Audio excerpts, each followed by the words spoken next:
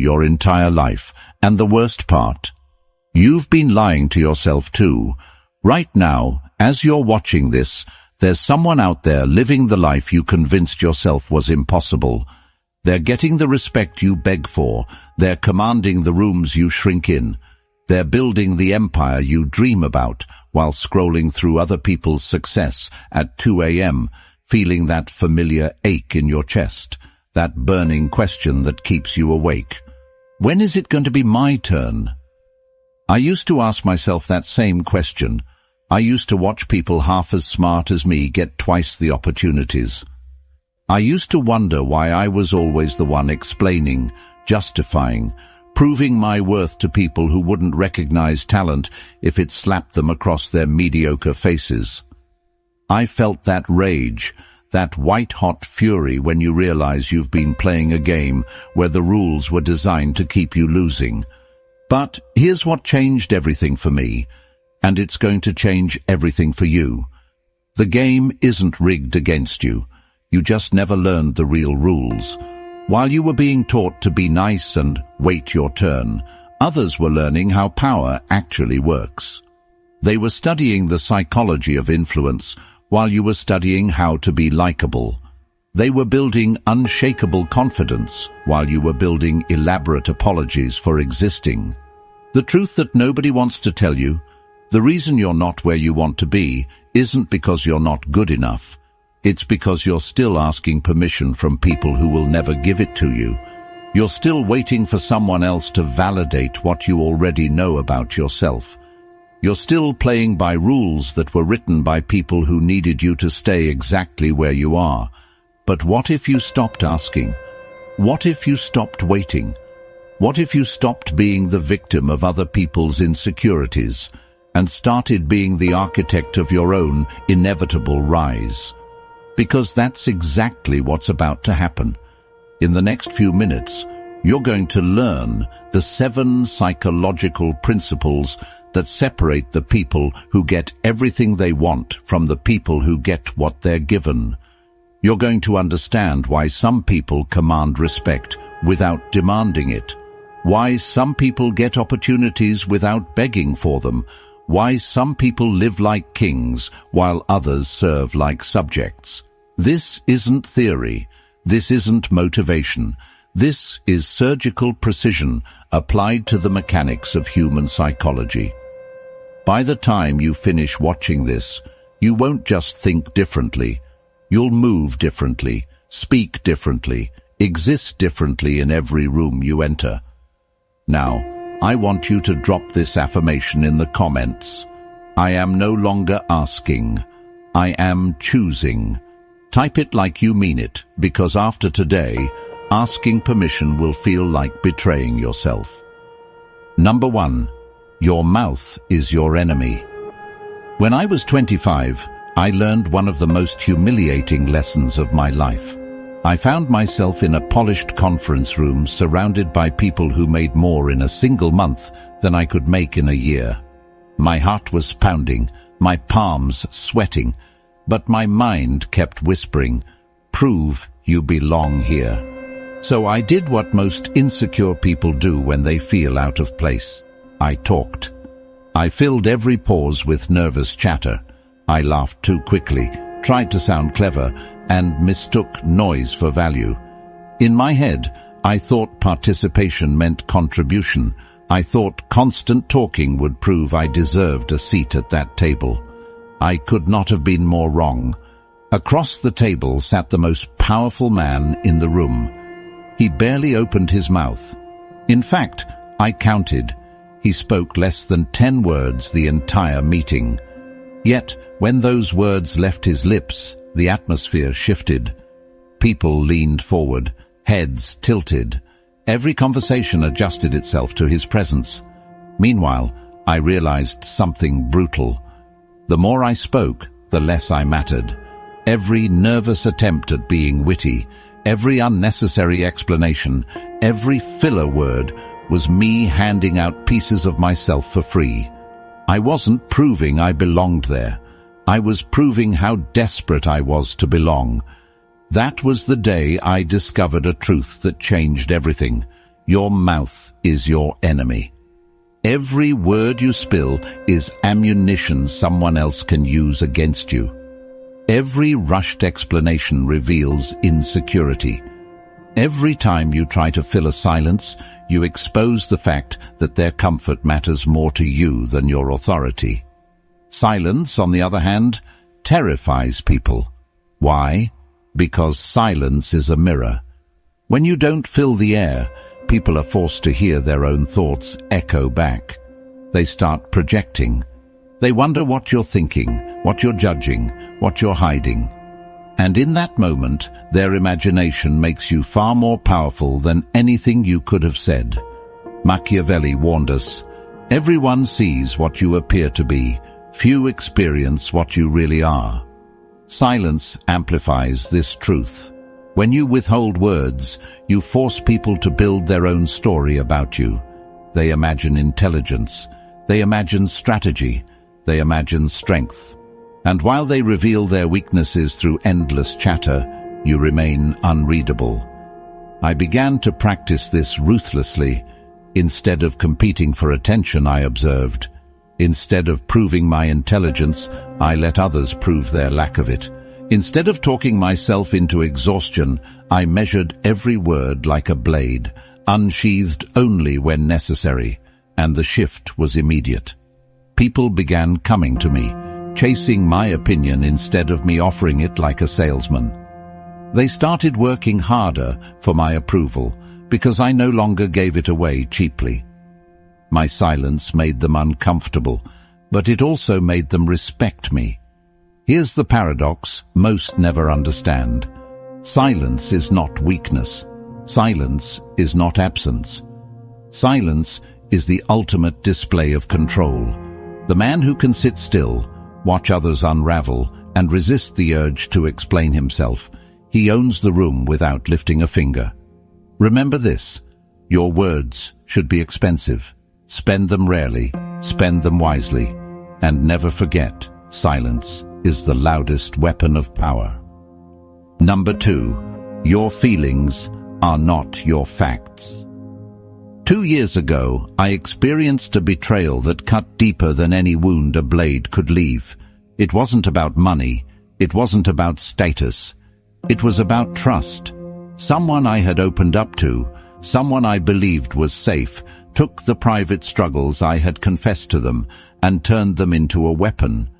In a crowded room filled with people whose respect I valued, they used my own vulnerabilities as ammunition, twisting my pain into a public spectacle. I can still remember that sick heat rising in my throat, that suffocating wave of humiliation burning across my chest.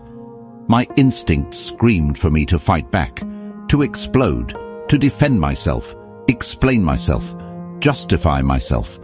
I wanted to make them feel the same crushing betrayal they had unleashed on me. I wanted to scream until I could silence their laughter, but I didn't.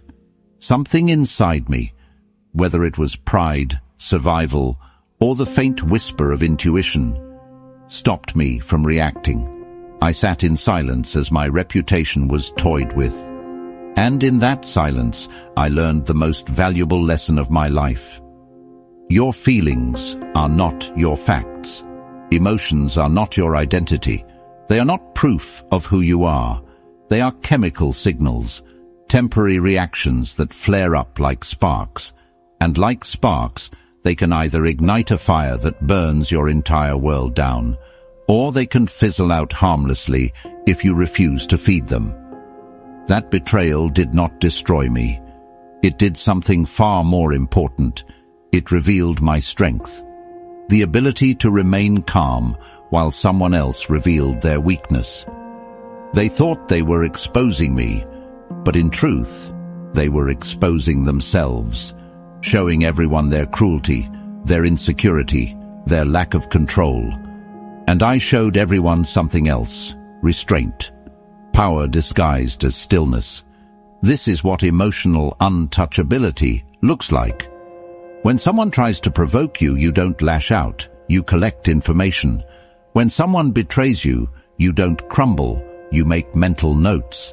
When someone tries to manipulate your emotions, You deny them the satisfaction of victory. You force them to choke on their failure. And no, this isn't about becoming a cold machine. It's not about pretending you don't feel. It's about mastering the gap between stimulus and response. It's about understanding that your emotions are signals, not sentences. You choose whether they define your actions or whether you remain the one in control. Machiavelli once wrote, "Since love and fear can hardly exist together, if we must choose between them, it is far safer to be feared than loved." Understand this. Fear doesn't always come from aggression. Sometimes it comes from unpredictability, from composure so unshakable that no one can get under your skin, from the terrifying realization that they cannot control you. And when you master this, people begin to treat you differently. They seek your guidance when everything is falling apart, because they know you won't collapse with them. They give you greater responsibilities because they know you can think clearly under fire. They begin to see you not just as reliable, but as untouchable. Here's the shift that changes everything. When you control your emotional responses, you no longer take other people's outbursts as verdicts about you. Their anger doesn't mean you're wrong. It means your boundary hit a nerve. Their guilt-tripping doesn't mean you're selfish. It means your ambition threatens their comfort. Your emotions are not facts. They are signals, and the person who can read them without being ruled by them will never again dance to someone else's tune. Number 3. Control information. Like your life depends on it. For most of my life, I was an open book. I thought honesty meant transparency, and transparency meant strength. If someone asked how I was doing, I told them. If someone wanted to know my goals, I explained them in detail. I shared my struggles, my plans, my fears, even my ambitions with anyone who showed the slightest interest. I mistook oversharing for authenticity and vulnerability for power. I was wrong, painfully, disastrously wrong. The wake-up call came when I realized that all those harmless conversations I thought were building trust were actually building an arsenal against me. My weaknesses became entertainment. My dreams turned into punchlines. My fears became weapons in the hands of people who smiled to my face but sharpened knives behind my back. Without realizing it, I had given away my most valuable asset, information. And I had given it freely, cheaply, foolishly. Here's the truth they never teach you. Information is power. Not money, not talent, not even influence. Those are secondary. The real source of power lies in what you know, what others don't know, and how much of yourself you allow to be known. Who controls the flow of information controls the game. While you were being taught that sharing is caring, someone else was being taught that knowledge is leverage. Every conversation you have is an exchange of intelligence. You're either learning something useful about others, or you're carelessly handing them ammunition they can use against you later.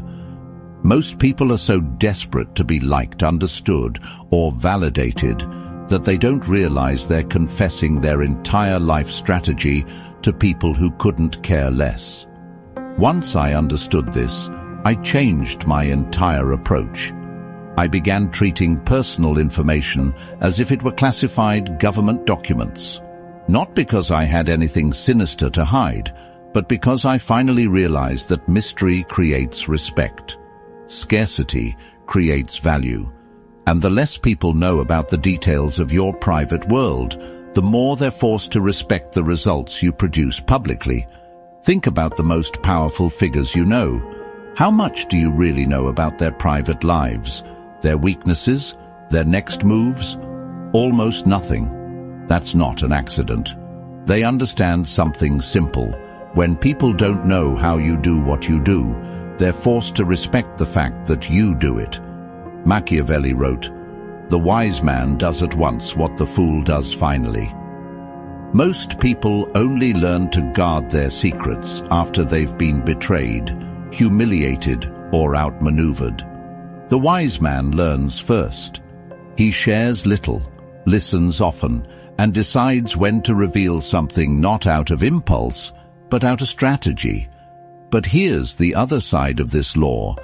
While you're disciplined about what you reveal, you must become relentless about what you collect. Pay attention when people think you're not paying attention.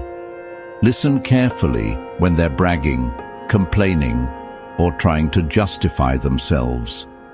People reveal their greatest weaknesses, not in grand confessions, but in casual comments. They'll tell you their insecurities disguised as jokes. They'll show you their blind spots when they explain their failures. They'll hand you their strategies when they brag about their successes. This is not manipulation, it is awareness. You are not exploiting people by listening. You are simply observing the battlefield while others shout their positions out loud. And here's the key. Information isn't something you hoard like a dragon hoards gold. Information is meant to be used precisely, surgically, at the right moment. A single detail, revealed or withheld at the right time, can tilt the balance of power in your favor. So guard your own information like your life depends on it, because it does. Every word you give away without thought is another piece of leverage handed to someone else. And every word you withhold is another layer of power wrapped around you like armor. Number 4. Make yourself irreplaceable through ruthless competence. For 3 years of my working life, I made the same mistake over and over again. I thought being liked was the key to survival. I made myself agreeable, always polite, always helpful, never confrontational. I flew under the radar, thinking that if I became the nice person everyone enjoyed working with, success would eventually find me. It didn't. I watched colleagues who were half as friendly, half as accommodating, but twice as competent, rise above me again and again. They were promoted, rewarded, and trusted with bigger responsibilities, while I was left in the background, still waiting to be noticed. That's when I learned one of the harshest truths about the world of power and success. Being nice doesn't make you necessary. Agreeable people are easy to work with, but they're also easy to replace. Politeness, cooperation, and likability are not currency in the real game. At best, they're accessories. At worst, they're camouflage for mediocrity. What actually matters is this: competence. Ruthless, undeniable competence. Competence means becoming so good at what you do that replacing you is more costly, more risky, and more inconvenient than keeping you, even when you're demanding respect, setting firm boundaries, and refusing to tolerate treatment beneath your value. This lesson was painful because it forced me to admit something uncomfortable. I had been using niceness as a mask for ordinary performance. I thought personality could compensate for mediocrity. I thought being pleasant could cover for the fact that I hadn't yet made myself exceptional. But competence changes everything. Competence is your shield against favoritism, moods, politics, and shifting loyalties. When you are the person who delivers results no one else can, people are forced to deal with you on your terms. They may not like your bluntness, they may not like your independence, but they will need your output more than they need their comfort. So what does building irreplaceable competence actually look like? It means you don't just do the work assigned to you, you master the system itself.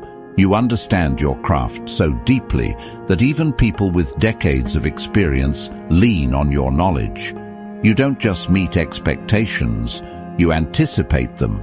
You solve problems before they exist. You see threats before anyone else notices them. Machiavelli once said, "There is nothing more difficult to take in hand, more perilous to conduct, or more uncertain in its success than to take the lead in the introduction of a new order of things." Most people avoid this path because it is uncomfortable.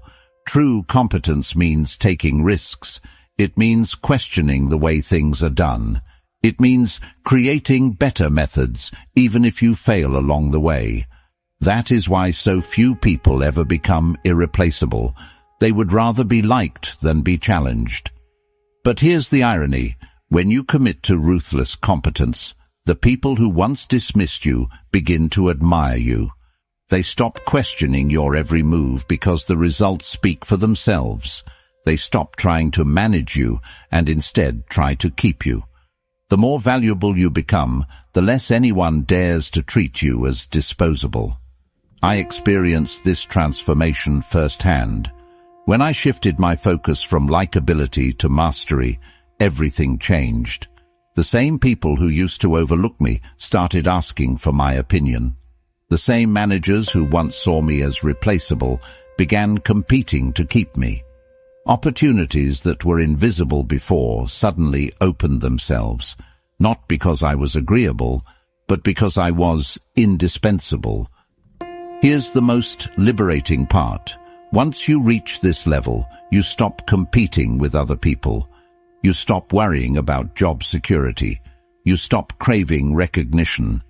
Instead, you compete only with yourself, pushing each version of you to be sharper, stronger, more capable than the last. And the confidence that comes from this, it's not fake, it's not forced, it's earned.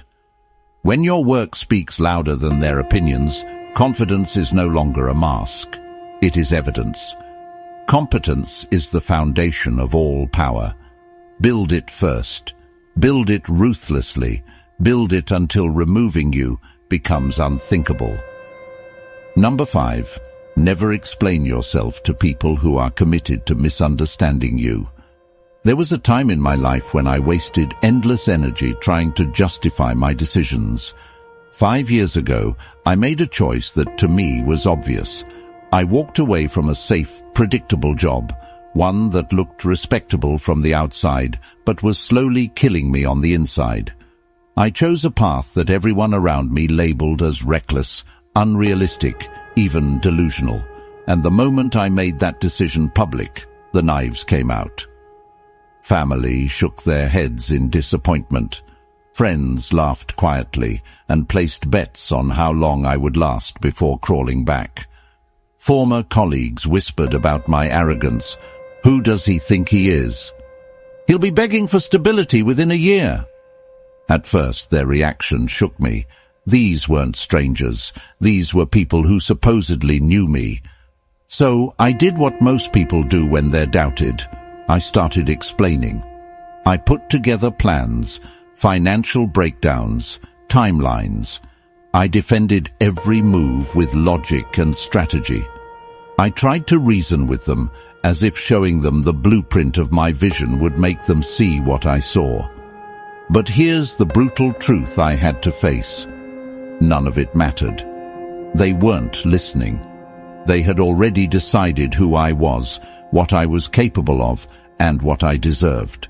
Their minds weren't closed because of facts. They were closed because of fear.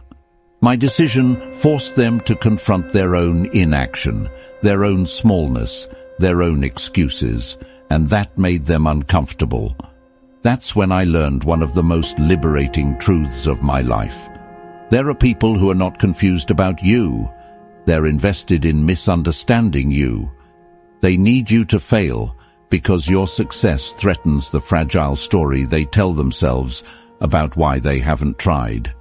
They need you to stay in your box, because the moment you step out of it, their own limitations become harder to justify. You cannot argue someone out of a position they didn't argue themselves into. You cannot use logic against insecurity, fear, or jealousy. You cannot make someone respect you when their identity depends on underestimating you. Machiavelli once wrote, "Men judge generally more by the eye than by the hand, for everyone can see and few can feel. Everyone sees what you appear to be, few experience what you really are." This is exactly why explaining yourself rarely works. The people who misunderstand you aren't interested in your reality. They're invested in their perception because it's easier for them to hold on to the illusion than to face the truth of your potential. Here's what changes everything. When you stop explaining yourself to people committed to misunderstanding you, you reclaim your energy.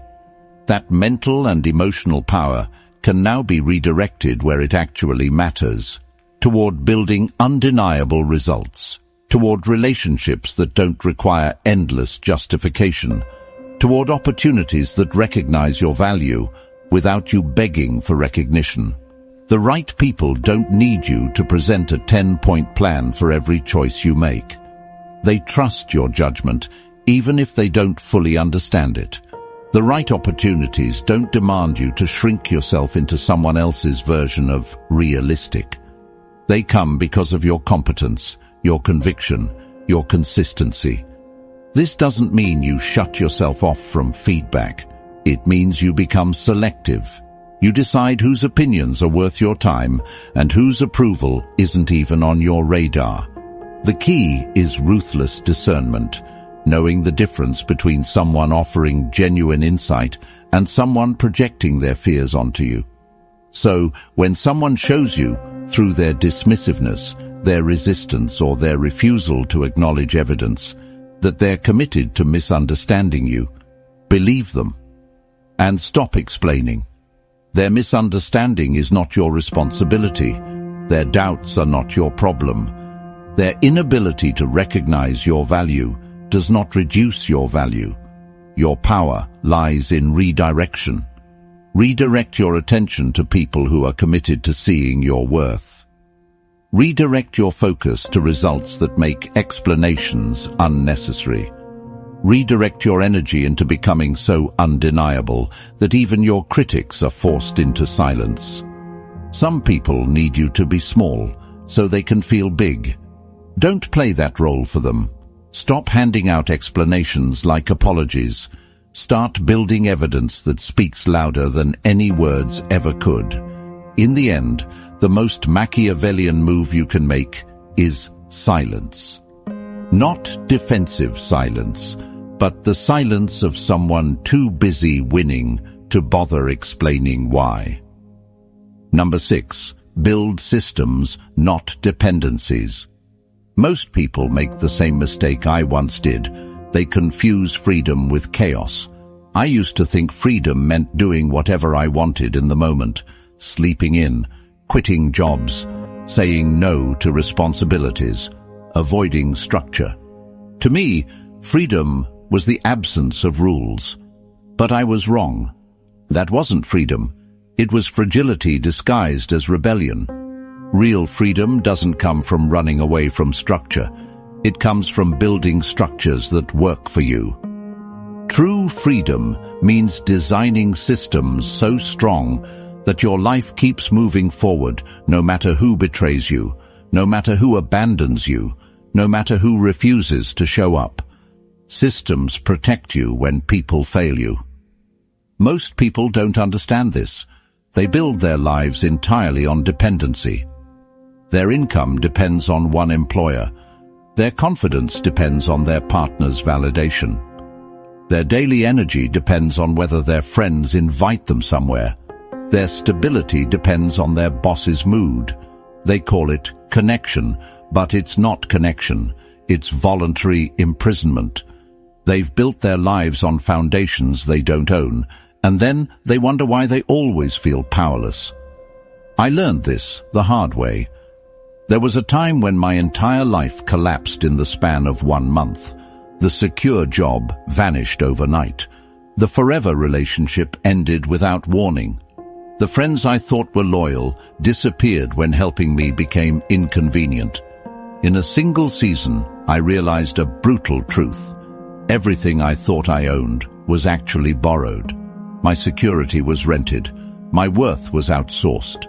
My stability was fragile because it depended on other people. That crisis forced me to ask myself one question: what would my life look like if it didn't depend on anyone else's approval, consistency, or participation? The answer changed everything. Machiavelli once said, "Everyone wants to go to heaven, but nobody wants to die. Everyone wants independence, but few are willing to pay the price. The price is discipline. The price is building slowly while others chase quick fixes. The price is delayed gratification and long-term thinking. Systems are not glamorous at first. They require patience and vision, but they are the only way to become untouchable." What do I mean by systems? Financial systems. Multiple streams of income, so one paycheck doesn't dictate your survival. Skill systems. Capabilities you carry everywhere instead of relying on a company's training or a manager's favor. Emotional systems.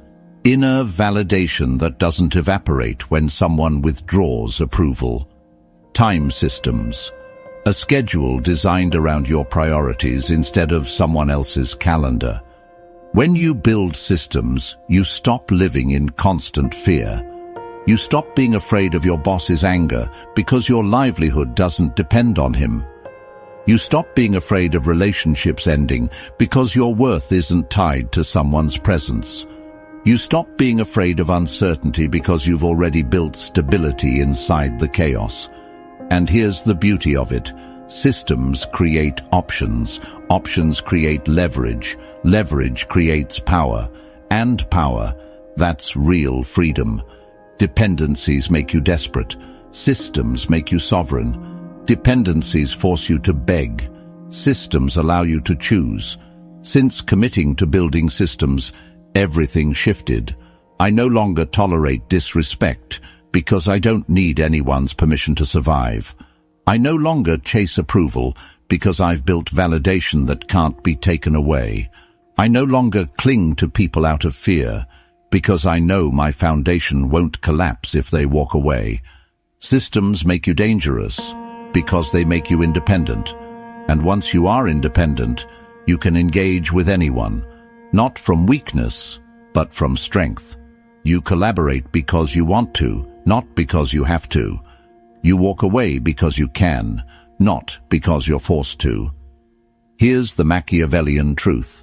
The person with systems will always dominate the person with dependencies. Because when life tests you, and it always will, dependencies break, systems endure. So ask yourself, are you building a system that makes you sovereign? Or are you living inside someone else's system, waiting for the day they decide you're no longer useful? Every day you spend depending on others is a day you aren't building your own fortress. Start now. Build systems. Claim freedom. Number 7. Embrace strategic ruthlessness. This is the line in the sand, the moment where theory ends and reality begins. This is the point where we separate the people who like the idea of power from the people who are willing to do what power actually demands. Anyone can post motivational quotes, anyone can rehearse speeches about ambition, but very few can make the kinds of decisions that cost you comfort, relationships, and even parts of your identity. That is what real power requires. Ruthlessness with strategy. 3 years ago, I had to cut out my best friend, not from a business deal, not from a project, but from my life. We grew up side by side, sharing dreams, failures, and victories. But while I was evolving, building, and moving forward, he was stuck, complaining, stalling, draining. Every conversation became a therapy session I never signed up for, filled with excuses and blame, with zero willingness to take action. And here's the brutal truth. I enabled it. I kept giving him my time, my energy, my emotional resources, because I confused loyalty with responsibility. I thought friendship meant unconditional sacrifice, even when the sacrifice was killing my own growth. I thought kindness meant carrying dead weight, even if it was pulling me under. The turning point came when I realized that every hour I spent soothing his chaos was an hour stolen from my own purpose. Every ounce of energy wasted on his stagnation was energy I couldn't invest in my future. Every resource I gave away in the name of loyalty was a resource I denied myself. That was the day I learned one of the most painful but powerful truths. Not everyone you start with is meant to finish with you. Strategic ruthlessness is not cruelty. It's not about destroying people or enjoying their suffering. It's about making decisions that protect your time, your energy, and your destiny, even if those decisions make other people uncomfortable. It's choosing your goals over their excuses, your future over their expectations, your truth over their illusions. Machiavelli understood this centuries ago when he wrote, "Since a prince cannot use this virtue of liberality without harm to himself, he should not mind being called miserly." The lesson? Sometimes you must withhold your energy, your generosity, your attention, not because you lack compassion, but because you refuse to bankrupt yourself for the comfort of others. Most people avoid ruthlessness because they mistake it for cruelty. But cruelty is reckless. It's emotional, impulsive, and short-sighted. Strategic ruthlessness is different. It's cold, deliberate, calculated. It's the recognition that your resources, time, energy, money, attention, are finite. Every yes to someone else is a no to yourself. Every compromise for their comfort is a betrayal of your own potential. And sometimes, ruthlessness is the kindest thing you can do. Sometimes the most loving act is refusing to enable someone's weakness. Sometimes the greatest gift is walking away so they're forced to stand on their own. Sometimes disappointing someone today is the only way they'll grow tomorrow. Here's the truth nobody admits. The people who achieve extraordinary things aren't always the smartest or the luckiest. They're the ones willing to make the decisions most people are too scared to make. They're willing to endure temporary judgment, criticism, and rejection in exchange for long-term freedom, growth, and strength. Your destiny demands discipline. It demands sacrifice. It demands a willingness to cut ties, close doors, and walk away without looking back. That's what strategic ruthlessness is. The ability to detach when attachment weakens you, to say no when yes would cost you your future, to protect your empire even if it means being misunderstood. Rejection doesn't break you. It liberates you.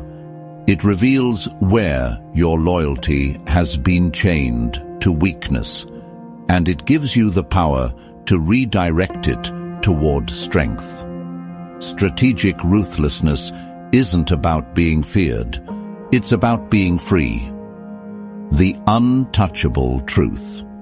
I want you to hear this clearly because it will change the way you see yourself forever. You are not broken. You are not behind. You are not too late, too inexperienced, too damaged, or too anything to become exactly who you were always meant to be. The world has spent your entire life convincing you otherwise. You've been systematically programmed to believe that wanting respect, success, recognition, and power is somehow selfish, greedy, or inappropriate. You've been taught that ambition is arrogance, that setting boundaries is unkind, that prioritizing your goals is selfish. Every one of these lessons was designed to make you manageable, predictable, and small. These are lies. Psychological chains crafted to keep you compliant. And here's the truth.